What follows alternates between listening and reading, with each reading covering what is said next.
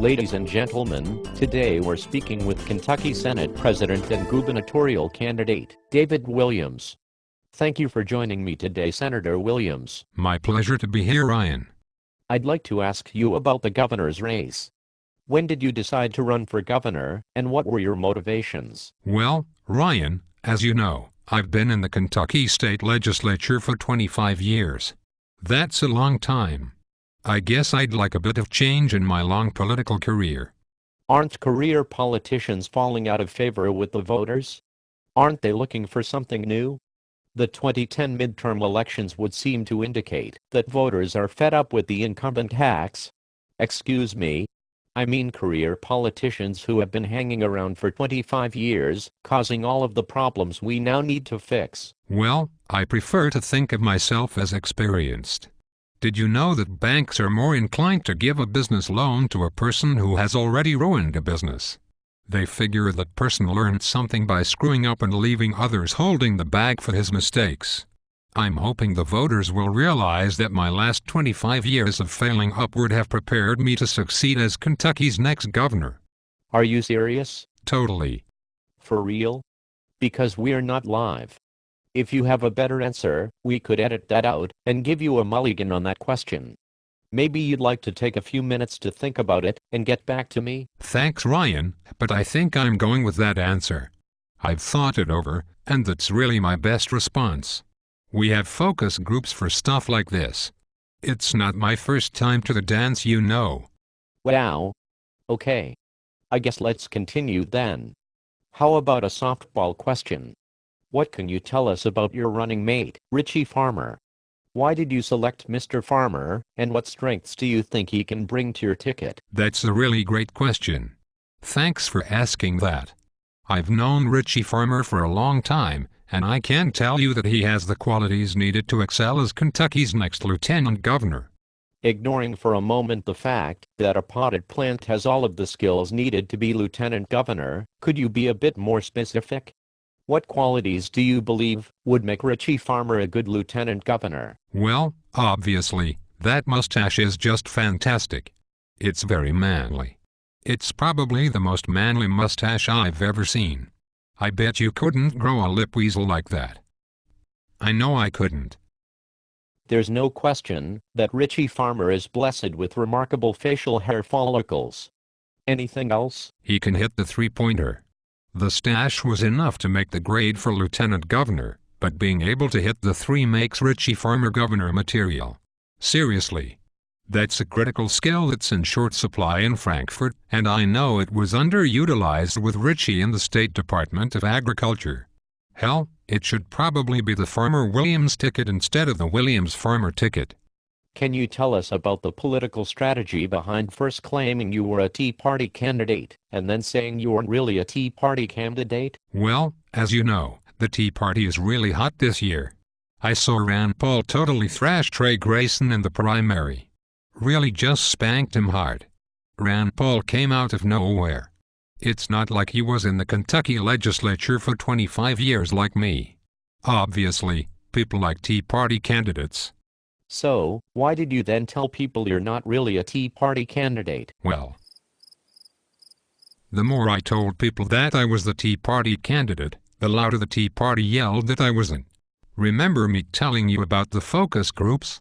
We paid $40,000 for a New York marketing firm to tell us that we should stop saying I'm the Tea Party candidate, because the more I said it, the more people learned that I was anything but a Tea Party candidate. Our internal polling showed that the longer I tried to claim I was a Tea Party guy, the higher my Rhino numbers climbed. Rhino? As in? Republican in name only. I get that quite a bit. The marketing agencies say it's a bad thing, so we're trying to downplay it whenever we can. We decided it was best not to draw attention to it. We decided that I'd just tell people that I'm not a Tea Partier, but I believe in a lot of the same things. The marketing people said it was as close as I could get to the Tea Party without being hit by a rotten tomato. So, that whole business of insinuating yourself onto the Rand Paul campaign bus at the end of the Senate race, when he was sure to win?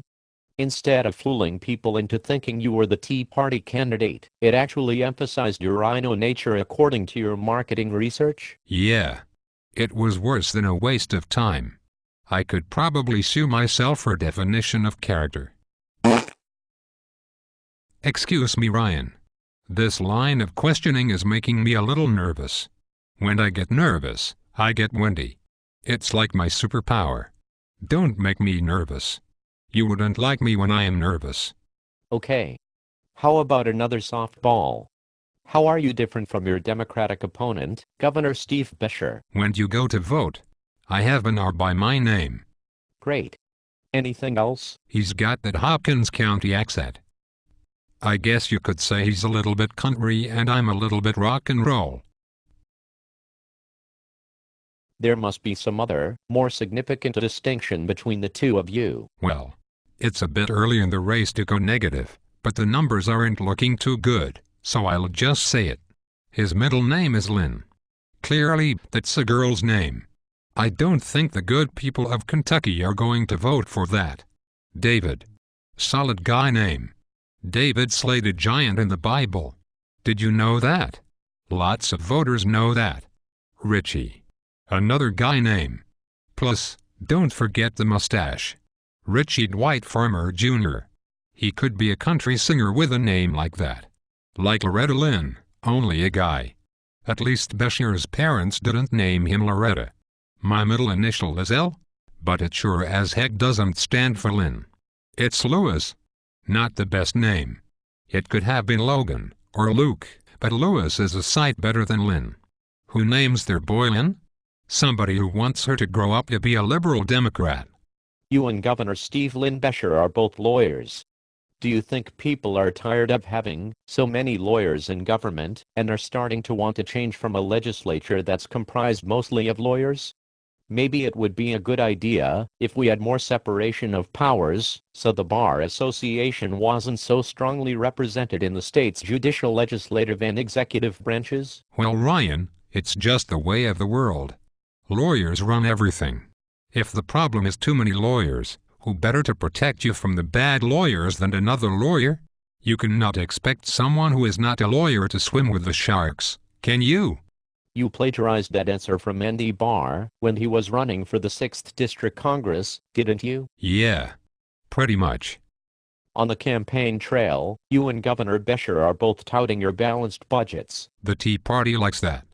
I know. Voters in general like balanced budgets.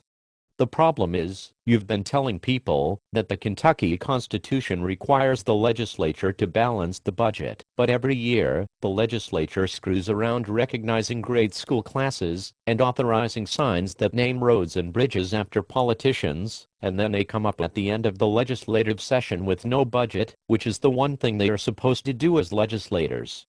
So then you guys are all paid overtime to the tune of 60,000 tax dollars a day to pass the budget in a special session. And if that wasn't bad enough, the budget isn't really balanced because you guys balance it with bond debt. It'd be like me balancing my annual budget with $10,000 worth of cash advances on my credit card. According to debtclock.org, Kentucky has the highest debt to GDP ratio of any state, and that all happened during your balanced budgets. Yet you guys keep telling us that our Constitution requires a balanced budget. Maybe the Kentucky Legislative Research Commission needs to tell you guys the definition of the word balanced. 'Cause I really don't think you guys get the basic concept. I told you that you wouldn't like me when I'm nervous. Next question. You don't have a response to the bonded debt that has made Kentucky the most indebted state per capita during your reign as Senate President? Let me do a focus group and get some marketing research and I'll get back to you on that one. One last softball question. What keeps you up at night? Lots of things. The Tea Party. My voting record. Kentucky voters learning that I've been in the Kentucky Senate for the last 23 years and the Senate President for the last 10 years. Presiding over mind-numbingly huge deficits and state debts while telling everyone that I'm a fiscal conservative. But I'd have to say that the thing that keeps me up the most at night is Phil Moffett running for governor. He's the real Tea Party candidate that I pretended to be, and he has good practical ideas that Kentucky voters will understand and appreciate, and he's not tied down with a lot of the political baggage and big money interests that have kept me doing the same thing for decades as Kentucky slid into a deep ditch. I sure hope nobody goes to filmoffat.com. Yeah. I kind of thought so. Good luck with your campaign.